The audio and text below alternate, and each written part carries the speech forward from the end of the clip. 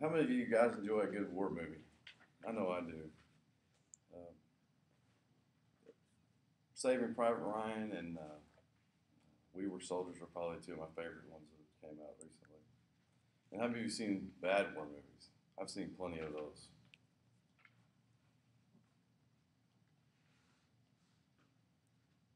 War essentially is destructive and painful for those that it affects. So that begs the question, why would anybody really enjoy a war movie? Well, I found the key to this is to, as far as war movies go, is how war and the American soldier are portrayed in films. I'm a war movie buff. I've seen plenty of war movies.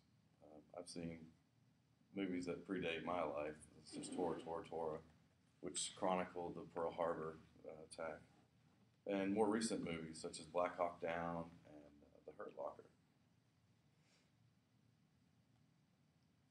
So Hollywood stars and Hollywood in general have changed over the years. And so it makes sense that also the depiction of war would change at the same time, and the American soldier. So, loosely speaking, war movies can be categorized as either a traditional war movie or a contemporary war movie. Michael Medenbed in the USA Today article provides three elements that can be found typically in a traditional war movie. One of those is that soldiers, American soldiers, are generally thought of as affectionately and glorified in these movies.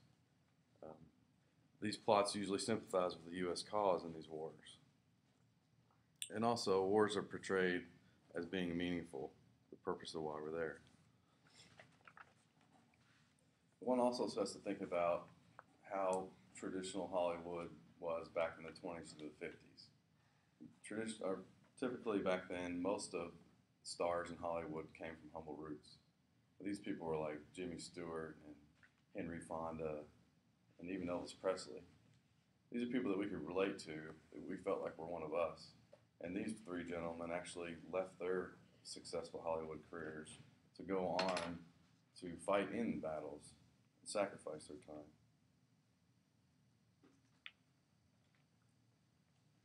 So these elements are less common in films today. So why is that? Why the change and when did it occur? The turning point seems to be the Vietnam era. This was a time when we were, as a nation, going through a socio-political change. The academic community had different ideas on what we should be doing and that we should not be involved in wars. During this time, you had people speaking out, calling people baby killers and things like that. So, with these things in mind, we shift into the contemporary war movies.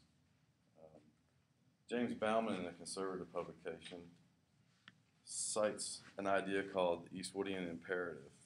And this is a notion that today's movies, the contemporary movies, tie in a moral message that essentially makes war out to be deplorable and senseless. Whereas back in the traditional times, American soldiers were idolized, in today's movies, they're villainized. To also understand why we're seeing what we are in war movies today in the contemporary environment, you look at Hollywood today. The humble roots of our stars are gone. Most of our stars today are second, third generation movie stars, or they come from elite societies. But these people don't relate to you and I as American moviegoers. And also, Hollywood has become a global enterprise. But prior to the 60s, there used to be, it was like 70% of films that were made in the U.S. and in Hollywood were for an American audience. Nowadays, that number is roughly around 30%. So Hollywood and war movies, the war movie genre has experienced drastic transitions from what used to be an American enterprise for entertainment has now become a glamorous, politically correct, and globally appealing enterprise. So the next time you're out watching a war movie, think about the three elements that Michael Medved has provided us to determine whether or not the war movie that you're watching was made for you or was made for an overseas market. Thanks. Gotcha.